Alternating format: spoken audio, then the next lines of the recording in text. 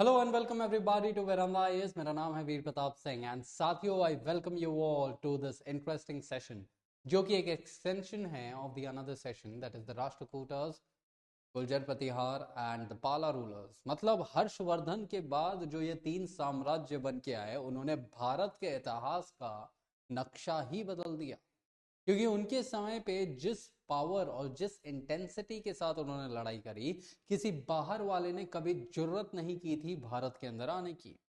And यहां पर मैं ये इसीलिए बोल रहा हूं क्योंकि इनका पावर ही इतना ज्यादा था। ऑल्दो इनके अंदर जब ये खुद में लड़ते चले गए, इनका पावर एरोड हुआ एंड उसके वजह से एक मौका क्रिएट हो गया for invaders to invade India. And आज के इस सेशन में हम उन्हीं रूलर्स के बारे में बात करेंगे, उन्हीं डायनेस्टीज के बारे में बात करेंगे कि कैसे ये डायनेस्टीज जो हैं, कैसे इन लोगों ने अपने जो भी टेन्योर्स हैं, अराउंड 300 ईयर्स के इनके डायनेस्टी का टेन्योर रहा है, तो ये लोग कैसे उस पर्टिकुलर समय पे अपने डायनेस्टीज को लेके चलते हैं आगे। एंड यहाँ पर that is what we are doing, Gurjar Pratihar to the Rashtrakutas who ruled the early medieval India। अब यहाँ पर ये इंटरेस्टिंग सी चीज को जानने से पहले मैं आपको वही बताना चाहता हूँ कि आप हमारे इंफॉर्मेटिव कंटेंट को और ज़्यादा अच्छे तरीके से और हमेशा इन्फॉर्म्ड रहें कि हम आपके लिए कुछ ला रहे हैं। तो उसी लिए आप हमारे साथ जुड़ सकते हैं on the veranda IAS Hindi Instagram channel. अब यहाँ पर इसकी शुरुआत करने से पहले सबसे पहले तो हमें ये जानना है कि भाई who ruled the early medieval India, क्योंकि यहाँ पर ये जो स्टेटमेंट होता है ना साथियों, that is who ruled the early medieval India, ये सबसे बड़ा सवाल है कि भाई अर्ली मेडिवल इंडिया है क्या। क्योंकि अभी तक हमने क्या देखा है कि भाई एक होता है एंशिएंट इंडिया, एक होता है एंशिएंट इंडिया, एक होता है मेडिवल इंडिया और एक होता है मॉडर्न इंडिया। अब हमने तो हमेशा यही चीज जाना है कि भाई भारत का इतिहास जो है वो तीन समयों के अंदर डिवाइडेड है, थ्री टाइम पीरियड्स के अंदर डिवाइडेड है, एंशिएंट, मेडिवल, मॉडर्न। तो भाई ये क्या नया चीज आ गया कि भाई अर्ली मेडिवल इंडिया क्या होता है, क्योंकि हमने तो आज तक ये चीज जाना नहीं, और अगर जाना भी है तो उसका डिटेल क्या है कैटेगराइजेशन। तो यहाँ पर उसी कैटेगराइजेशन की अगर मैं बात करूं तो जब हम एंशंट टाइम पीरियड की बात करते हैं तो ये जो एंशंट इंडिया होता है वो उसका from the pre historic time से लेके, मतलब जब से इंसान स्टोन एज में था, स्टोन एज के टाइम पीरियड से लेके जब हम हर्षवर्धन या जब हम 600 AD, okay I am sorry I was about to sneeze, alright. हाँ, तो एंशंट में क्या था, from the prehistoric till the 600 AD के टाइम पीरियड तक हम एंशंट के टाइम पीरियड को जनरली कंसिडर करते हैं। अब 600 एडी के बाद वाला जो टाइम पीरियड होता है ना साथियों, उसको हम मेडिवल के अंदर लाते हैं। कैसे मेडिवल के अंदर, मतलब मेडिवल के अंदर दैट इज मेडिवल के अंदर हम जनरली इसको कहते हैं कि 600 एडी से लेके 1200 एडी तक, ठीक है। Six, just a moment, just let me check कि कैमोफ्लाज तो नहीं हो रहा ना यहाँ पे, अदरवाइज हाँ, 600 एडी से लेके 1200 एडी तक कहीं ना कहीं हम उसे क्या कहते हैं, early medieval. Where age from 1200 AD onwards, ठीक है, जब तक मुगल्स रहते हैं इंडिया के अंदर, तो हम उसे कैसे हैं, कहते हैं द लेटर मेडिवल भी आप इसको कह सकते हो, या the actual medieval time period. अब ये कैटेगराइजेशन हमने किया कैसे, ये कैटेगराइजेशन हमने इसके लिए किया है क्योंकि इस पर्टिकुलर टाइम पीरियड पे, ठीक है, कुछ बदलाव हमें देखने को मिले, भारत के सोसाइटी के अंदर कुछ बदलाव हमें देखने को मिले, कुछ ट्रांजिशंस हमें देखने को मिले, पॉलिटिकल लेवल पे, इकोनॉमिक लेवल पे, सोशल लेवल पे and all these other sectors के अंदर हमें बदलाव देखने को मिले। और इसी टाइम पीरियड पे फॉरेन से इन्वेडर्स भी भारत के अंदर आए थे। दैट इज सबसे पहले जो इस्लामिक इन्वेडर भारत के अंदर आया उसका नाम था मोहम्मद बिन कासिम। मोहम्मद बिन कासिम जो है वो कब आया था, 712 एडी के दरमियान। इसके बाद मोहम्मद गजनी भारत के अंदर आया और वो 1000 एडी के दरमियान आता है। एंड देन मोहम्मद घुरी भारत के अंदर आता है और वो 12वीं शताब्दी एडी के अंदर भारत के अंदर रूल करता है। तो ये सब, ये जो इन्वेडर्स हैं वो कब आ रहे हैं? 1200 एडी से पहले। लेकिन वो जब भारत आते हैं वो भारत के अंदर कब्जा करने के पर्पस से इतना ज्यादा नहीं आते, वो भारत के अंदर लूटने के पर्पस से बहुत ज्यादा आते हैं। और यहां पर वो लूट के वापस चले जाते हैं अपने एरियाज के अंदर। तो इसी वजह से, और उस टाइम पे जब वो लूट के वापस चले जाते हैं, इंडिया के अंदर मेजरली रूल कौन कर रहा है? The Indian dynasties. तो हम इसीलिए इसको अर्ली कहते हैं। बस हम अर्ली क्यों ऐड कर देते हैं और मेडिवल क्यों ऐड करते हैं? मेडिवल इसके लिए ऐड करते हैं क्योंकि इन्वेजन्स हुए, इस्लामिक इन्वेजन्स, एंड इसी पर्टिकुलर टाइम पे ऐसे बहुत सारे चेंजेस किए गए थे from the ancient till the medieval. So that is why यहाँ पर हम इसे अर्ली कहते हैं। लेकिन हम मेडिवल इसे कब कहने लगते हैं? दैट इज एक्चुअल मेडिवल या लेटर मेडिवल। हम इस चीज को हम तब लेटर या एक्चुअल मेडिवल कहते हैं जब ये इस्लामिक डायनेस्टीज ने भारत के अंदर एक्चुअल में अपना डायनेस्टी इस्टेब्लिश कर दिया और वो लोग अब यहीं रहने वाले हैं। That is from the time period of 1206 क्या हो गया? दिल्ली सल्तनत इस्टेब्लिश हो गया और उसके अंदर कुतुबुद्दीन ऐबक ने सबसे पहला दिल्ली सल्तनत का डायनेस्टी इस्टेब्लिश किया जिसे हम कहते हैं गुलाम dynasty, that is the slave dynasty. तो इसी वजह से हम इसे कैटेगराइज करते हैं in the later and the early medieval. और यहां पर अर्ली मेडिवल के अंदर यही तीन डायनेस्टीज रूल कर रही थी in the India, that is Gurjar Pratihar west के अंदर रूल कर रहे थे, राष्ट्रकूटाज डेक्कन के अंदर, एंड जो पाला रूलर्स हैं they are going to be ruling in the east India. ठीक है, सो इस हिसाब से हम यहाँ पर देखते हैं। अब जब ये अर्ली मेडिवल के कैटेगराइजेशन के बाद अगर हम यहाँ पर बात करें कि भाई जो दूसरे ये जो डायनेस्टीज हैं उनका बेसिक एलिमेंट क्या है, in the you know in the previous session हमने क्या देखा था? हमने कुछ बेसिक एलिमेंट्स देखे थे कि जो पाला रूलर्स हैं, जो you know the other rulers that is the Gurjar Pratihara and the Rashtrakutas, इनका क्या बेसिक फैक्ट था वो हमने देखा। बट यहाँ पर लेट्स गो मच डीपर कि क्या है सिचुएशन। तो जब हम पाला रूलर्स की बात करते हैं ना साथियों, तो ये जो वर्ड पाल है, पाल अपने आप में मतलब क्या है? प्रोटेक्टर। ठीक है, और ये जो पाला डायनेस्टी था इसको बनाया कब गया? लगभग 750 एडी में, और इसके जो फाउंडर थे ये कौन है? गोपाल। अब जनरली आप क्या देखेंगे कि जितने भी पाल रूलर्स हैं उनके जो नाम के पीछे रहेगा ना, पाल एडेड रहेगा, और ये पाल मतलब प्रोटेक्टर।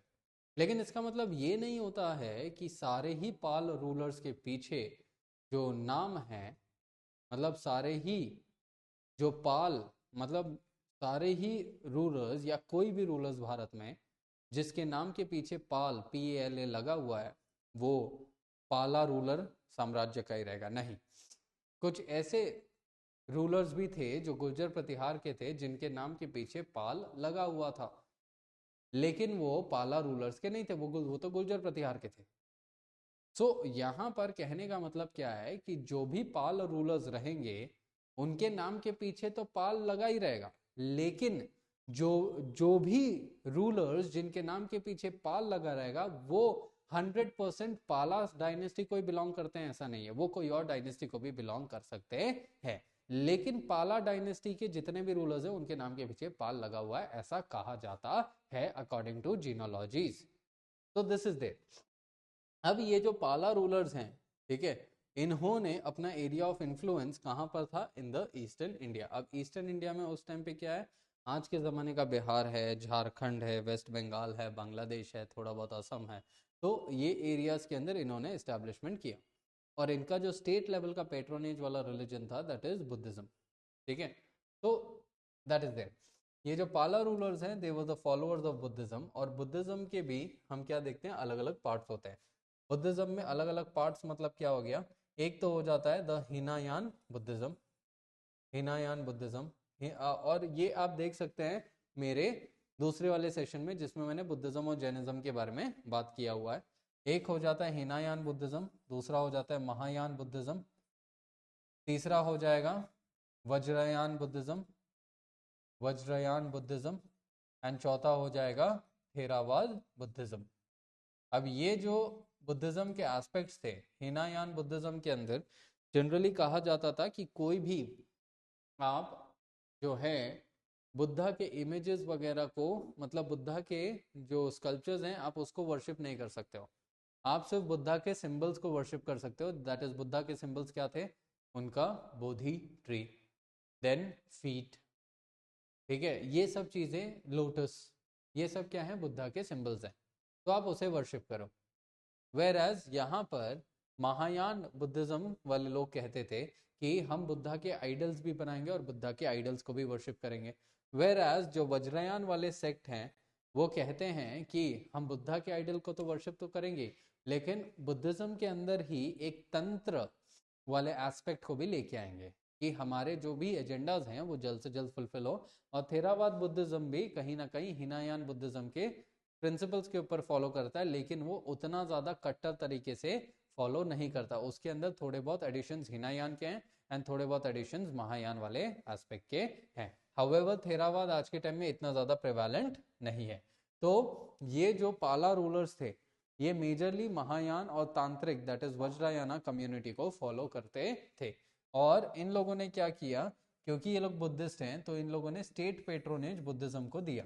तो बुद्धिज्म के अंदर जितने भी आर्किटेक्चर्स वगैरह हैं उन सबको स्टेट लेवल का पेट्रोनेज मिला और उन सब एरियाज को स्टेट लेवल में डेवलप किया गया।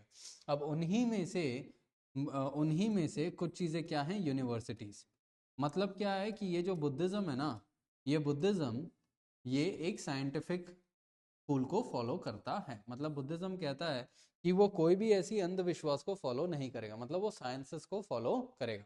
तो जब वो साइंसेस को फॉलो करेगा, इसी वजह से बुद्धिज्म के अंदर क्या कहा जाता था कि ये लोग जो हैं एस्टैब्लिश करेंगे कुछ ऐसे चीजें, ठीक है, जिसको कहा जाता है दी मोनेस्ट्रीज। अब ये मोनेस्ट्रीज जो थी ना, ये मोनेस्ट्रीज मेडिटेशन वगैरह के लिए बहुत ज़्यादा एरिया, मतलब मेडिटेशन एंड ज्ञान नॉलेज वगैरह के लिए जाना जाता था। अब इन्हीं मोनेस्ट्रीज को क्या कर दिया गया? यूनिवर्सिटीज का भी नाम दे दिया गया बाद में, क्योंकि ये जो मोनेस्ट्रीज हो गए ना, ये मोनेस्ट्रीज ये क्या हो गए थे? Centre of learning. तो ऐसे बहुत सारे सेंटर ऑफ लर्निंग्स जो हैं जो पाल रूलर्स हैं उन लोग ने बनाया, जैसे विक्रमशिला यूनिवर्सिटी। जैसे हम देखते हैं ना नालंदा यूनिवर्सिटी, वो यूनिवर्सिटी बाद में बना, पहले वो मॉनेस्ट्री ही था, ठीक है। मॉनेस्ट्री मतलब centre of learning and university also मतलब सेंटर ऑफ लर्निंग। तो मॉनेस्ट्री जैसे नालंदा मॉनेस्ट्री बना, वैसे ही पाल रूलर्स ने भी अलग अलग मॉनेस्ट्रीज बनाए जो सेंटर ऑफ लर्निंग्स बने, that is universities. That is Vikramshila university बना, उडांतापुरी यूनिवर्सिटी बना, ठीक है। ऐसे करके इन लोगों ने अलग अलग यूनिवर्सिटीज बनाए। अब गोपाल की जब हम बात करते हैं तो ये जो व्यक्ति है ना, ये एक आर्डेंट बुद्धिस्ट है, ठीक है। और इन्होंने जो फेमस उडांतापुरी मोनेस्ट्री है उसको बनाया। इनके बाद एक फेमस जो रूलर था उनका नाम था धर्मपाल, और ये धर्मपाल जो है इन्होंने विक्रमशिला यूनिवर्सिटी को बनाया और सोमरूपे यूनिवर्सिटी को भी बनाया था उस टाइम पीरियड पे। एंड यहाँ पर इन्होंने, जो धर्मपाल थे, धर्मपाल ये चीज़ जानते थे कि जो नालंदा यूनिवर्सिटी है वो इतना बड़ा है, क्योंकि नालंदा यूनिवर्सिटी के अंदर अगर मैं आपको बताऊं तो लगभग लगभग 10,000 विद्यार्थी वहाँ पे रहते थे, 2,000 शिक्षक वहाँ पे रहते थे। तो इतने लोगों के लिए खान पान जो है कितना ज़्यादा लगेगा। वहाँ पर 9 से भी ज़्यादा, ठीक है, मतलब वहाँ पे अलग अलग लेक्स थी, वहाँ पे बड़े बड़े कोर्टयार्ड्स थे, वहाँ पर लाइब्रेरी था, और लाइब्रेरी भी ऐसे सिंगल माले का नहीं, मल्टीपल फ्लोर्स का लाइब्रेरी था, ठीक है। वहाँ पर डॉर्मेटरीज बनाई गई इन 8 से 10,000 बच्चों के रहने के लिए। तो just look at the extent of architecture जो नालंदा का है। तो जाहिर सी बात है नालंदा को अपने आप में ही फंक्शन करने के लिए बहुत ज़्यादा पैसा लगेगा। तो उस पैसे के लिए क्या किया गया कि यहाँ पर जो धर्मपाल है, धर्मपाल ने 200 विलेजेस डोनेट कर दिए। मतलब जितने भी रेवेन्यूज 200 विलेजेस के उस जमाने में राजा को जाते थे, वही रेवेन्यूज अब उन्होंने क्या कर दिए? दे दिए किसको? नालंदा को। और कहा कि भाई अब नालंदा यूनिवर्सिटी जो है यहाँ पर नालंदा यूनिवर्सिटी जो है वो इन 200 विलेजेस के रेवेन्यू से चलेगी। That was one thing. इसके अलावा पालास जो हैं बहुत टाइम तक उन्होंने रूल किया, लेकिन बाद में क्या हो जाता है कि यही पाला रूलर्स जो हैं वो डिक्लाइन होते हैं। जैसे हर एक डायनेस्टी बढ़ता है वैसे ही हर एक डायनेस्टी डिक्लाइन भी होता है। ठीक है, तो ये पालास थे। अब पालास के बाद जब हम गुर्जर प्रतिहार की बात करते हैं तो गुर्जर प्रतिहार में हम क्या देखते हैं कि ये लोग भी लगभग 750 AD में आए थे, 730 आप मान सकते हैं। ठीक है, 750। एंड यहाँ पर कोई भी क्लैरिटी नहीं है कि भाई कौन है इस डायनेस्टी का फाउंडर, लेकिन कहा जाता है कि ये जो डायनेस्टी है उसको एक ब्राह्मण जिनका नाम है हरिचंद्र उन्होंने बनाया था जोधपुर के नजदीक में। एंड इस डायनेस्टी के बनने के बाद जो नागभट्टा है ना वो ऐसे सबसे पहले इनिशियल रूलर बने। मतलब गुर्जर प्रतिहार को बनाया गया था हरिचंद्र द्वारा, लेकिन जो पहले व्यक्ति रूलर बने वो थे नागभट्टा। अब प्रतिहार मतलब लक्ष्मण, लक्ष्मण मतलब कौन? लॉर्ड राम के भाई। ठीक है, तो यहाँ पर ये जो गुर्जर प्रतिहार वाले लोग थे इन लोगों ने क्या किया, भगवान राम को वर्शिप किया। ठीक है, अब गुर्जर प्रतिहार ओरिजिनली कहाँ थे? इस वाले क्षेत्र के अंदर थे, दैट इज वेस्टर्न इंडिया के क्षेत्र में। ये वाला जो एरिया है ना यहाँ पर, ये जो आप देख रहे हैं ये एरिया एक्चुअली क्या है ना, it is a part of the tripartite struggle, जिसको अपने अगले सेशन में देखेंगे, ट्राइपार्टाइट स्ट्रगल। ठीक है, नाउ यहाँ पर ये जो प्रतिहार मतलब the Lakshman that is lord Ram के भाई, और गुर्जर प्रतिहार जो रूलर्स थे उन लोगों ने क्या किया, भगवान लक्ष्मण की उन्होंने पूजा करी। अब यही जो गुर्जर प्रतिहार हैं उनमें से one of the most powerful ruler थे, उनका नाम था मिहिर भोजर। मिहिर भोजर जो है इन्होंने एक टाइटल लिया था आदि व्राहा का। अब आदि व्राहा का टाइटल लिया गया तो वरहा मतलब भगवान विष्णु का एक अवतार था। तो मतलब जब वरहा अवतार की हम बात करते हैं भगवान विष्णु के, तो यहाँ पर कहा जाता है कि जब इन्होंने ये टाइटल लिया तो ही वॉज द वर्शिपर, मतलब ही वर्शिप्ड लॉर्ड विष्णु। अब इनका जो कैपिटल था it was at Kannauj. Originally हमने गुर्जर प्रतिहार का कैपिटल कहाँ देखा? उज्जैन के अंदर देखा, लेकिन यहाँ पे कन्नौज कहाँ पर है? यूपी के अंदर है। तो क्या कहा जा सकता है कि ड्यूरिंग द मिहिर भोजा का टाइम पीरियड गुर्जर प्रतिहार एक्सपैंड कर रहे थे और उन्होंने कन्नौज क्षेत्र के अंदर कब्जा कर लिया था, एंड दैट इज वाई इन्होंने वहां पे अपना जो कैपिटल है ना उसे वहां पे बनाया। सो मतलब मिहिर भोजा के टाइम पे एक्सपेंशन जो है ना वो बहुत ज्यादा हो रहा था, और कन्नौज को उस समय पे क्या बोला जाता है? द महोदया। कन्नौज को ये नाम से जाना जाता था। अब उसके उसके बाद ठीक है, ये जब हम राष्ट्रकूटास की बात करते हैं तो राष्ट्रकूटास के मतलब 757 या 753 या 750 मतलब अलग अलग लेखकों के हिसाब से अलग अलग टाइम पीरियड का यहाँ पे माना जाता है। तो राष्ट्रकूटास जो हैं वो 750s के दरमियान में बने, और वो उनका जो कैपिटल है it is going to be Manyakheta, जो आज के समय पे सोलापुर है, जो हमने पिछले लेक्चर के अंदर देखा। अब जैसे हमने राष्ट्रकूटास का देखा, राष्ट्रकूटास का एक्सटेंट आपने देखा इतना था, उसी हिसाब से आप क्या देख सकते हो कि यहाँ पर गुर्जर प्रतिहार का एक्सटेंट अपन ने इतना देखा, यहीं पर आप क्या देख सकते हो, राष्ट्रकूटास का भी एक्सटेंट आप देख सकते हो, कन्नौज तक पहुंच गया है। मतलब एक टाइम पे कन्नौज किसके पास था? दैट इज मिहिर भोजा के पास, जो कि गुर्जर प्रतिहार के रूलर थे, और दूसरे टाइम पे कन्नौज किसके पास है? राष्ट्रकूटास के पास, क्योंकि यहाँ पे है कन्नौज और ये है राष्ट्रकूटास के कंट्रोल में। तो यहाँ से क्या पता चलता है, जो प्रीवियस सेशन में मैंने आपको बताया और जो इस सेशन में भी मैंने आपको बताया ऑन द ट्राइपार्टाइट स्ट्रगल, हम उसी के बारे में बात करेंगे इन द कमिंग सेशन। ठीक है, तो ये एक चीज हो गया। तो ये जो डायनेस्टी था उसको बनाया गया बाय दांती दुर्ग या दांती दुर्ग। अब ये डायनेस्टी 6वीं शताब्दी से लेके, ठीक है, मतलब 7वीं शताब्दी से लेके 10वीं शताब्दी तक रूल कर रही थी। और ये लोग कौन थे? फ्यूडेटरी थे, किसके? चालुक्यास के। एंड जो लास्ट रूलर थे कीर्तिवर्मन टू, उनको किसने हराया? दांती दुर्ग ने हरा के अपना खुद का एरिया बना लिया विथ मान्यखेटा एज देयर कैपिटल। और कहा जाता है कि जब ये डायनेस्टी अपने चरम सीमा पे थी तो उस पर्टिकुलर समय पे इस डायनेस्टी ने दक्षिण भारत से लेके गैंगेटिक प्लेन्स तक ये पूरा क्षेत्र जो है ना इन्होंने अपने कब्जे में ले लिया था। So that is one major thing जो हमें यहाँ पे पता चलता है। अब इसी टाइम पीरियड पे मैंने आपको क्या बोला कि ये जो रूलर्स है ना, जो राष्ट्रकूटा रूलर्स है, ये ब्राह्मणिकल रूलर्स है, मतलब ये हिंदुइस्टिक फेथ के रूलर्स थे। लेकिन इनमें से कुछ जो ऐसे रूलर्स थे वो जैनिज्म को भी प्रमोट कर रहे थे, वो जैनिज्म को भी फॉलो कर रहे थे। तो at that point of time जब हम उनकी बात कर रहे हैं तो the early rulers of this kingdom they were Hindus, लेकिन जो लेटर रूलर्स थे दे वर स्ट्रांगली इन्फ्लुएंस्ड बाय जैनिज्म, और इसमें से कुछ ऐसे भी थे जो जैनिज्म में कन्वर्ट हो गए।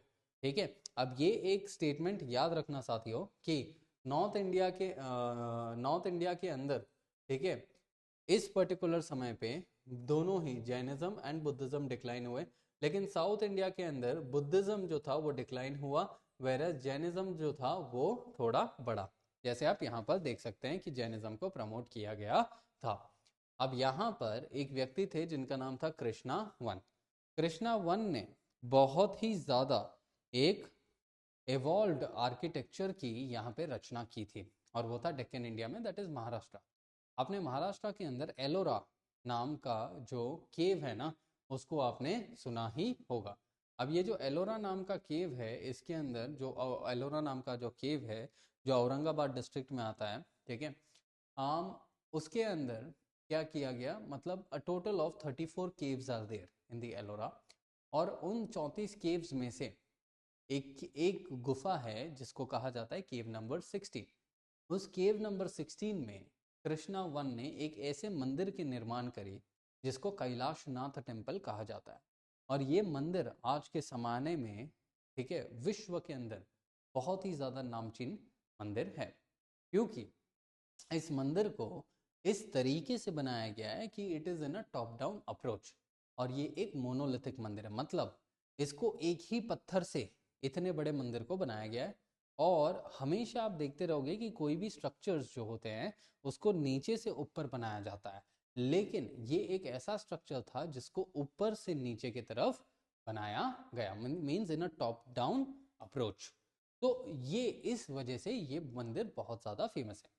इसके अलावा इस मंदिर को उस क्षेत्र के अंदर बनाया गया है जहां पर हार्ड स्टोन्स पाए जाते हैं साथियों, हार्ड स्टोन्स।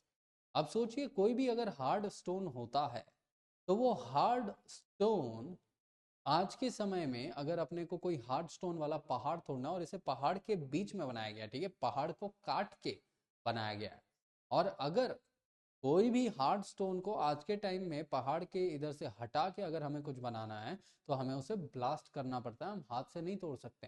ब्लास्ट करने के लिए हम डायनामाइट यूज करते हैं, ठीक है, और उससे भी बहुत बार हमें ब्लास्ट करना पड़ता है, ठीक है। और जिस हिसाब से इस मंदिर को बनाया गया था उस हिसाब से इंटरनेशनल जब रिसर्चर्स देखते हैं कि अगर आज के ज़माने में उस वैसा ही मंदिर बनाना पड़े उसी पर्टिकुलर टेक्नोलॉजी के साथ, तो कहीं ना कहीं हमें 100 साल भी कम पड़ जाएंगे, ठीक है। एंड मॉडर्न इक्विपमेंट्स के साथ ही हमें 25 साल लगेंगे, मॉडर्न इक्विपमेंट्स के साथ हमें 25 साल लगेंगे, वेराज उस जमाने में उन लोगों ने बगैर कोई मॉडर्न इक्विपमेंट्स के उन्होंने 2 लाख टन का पत्थर उस पहाड़ से हटाया, और वो भी हार्ड स्टोन्स, और उसके बदले ये मंदिर बनाया। और वो 2 लाख टन पत्थर कहाँ गया नजदीक में, कुछ आता पता नहीं, और ये सब मात्र कितने समय में हुआ, 18 वर्षों में, तो 18 ईयर्स के अंदर इसे किया गया। So that is what is the relevance of this particular temple, that is the Kailash Nath temple. ठीक है, इसके बाद दूसरे रूलर थे अमोघवर्षा, उनको एक title, he was also known as Nripatunga, और इनको अशोका ऑफ द साउथ कहा जाता था। So this is there, and जो अलग अलग काम इन लोगों ने बाद में और ज्यादा किए थे राष्ट्रकूटाज ने, मतलब जो मैंने आपको बताया कि जो कुछ राष्ट्रकूटाज ऐसे थे जिन्होंने जैनिज्म को अपना लिया था। तो ये राष्ट्रकूटा थे, दैट इज अमोघवर्ष, वो राष्ट्रकूटा रूलर थे जिन्होंने चंद्रगुप्त मौर्य के बाद ये दूसरे राजा बने जिन्होंने जैनिज्म को अपनाया। और जैनिज्म को अपनाने के बाद इन्होंने क्या किया, वहां पे सल्ले खाना किया। सल्ले खाना मतलब संथारा, सल्ले खाना इज ऑल्सो नोन एज संथारा। संथारा मतलब फास्ट अंटिल डेथ। ये एक ऐसा प्रैक्टिस है जैनिज्म के अंदर जहाँ पर आप धीरे धीरे करके खाना त्याग देते हैं, खाना पीना त्याग देते हैं, एंड धीरे धीरे you fast so much that you attain death. So that is how it is there. ठीक है. तो इसी के साथ साथियों हमने इस सेशन के अंदर राष्ट्रकूटस, गुर्जर प्रतिहार और पाला के बारे में जाना. And this will be all for this particular session. And इसी के साथ I take a leave. Until then, stay safe, take care, and I'll see you up in the next session. Jai Hind, Jai Bharat. Veranda IAS, where your dream becomes reality.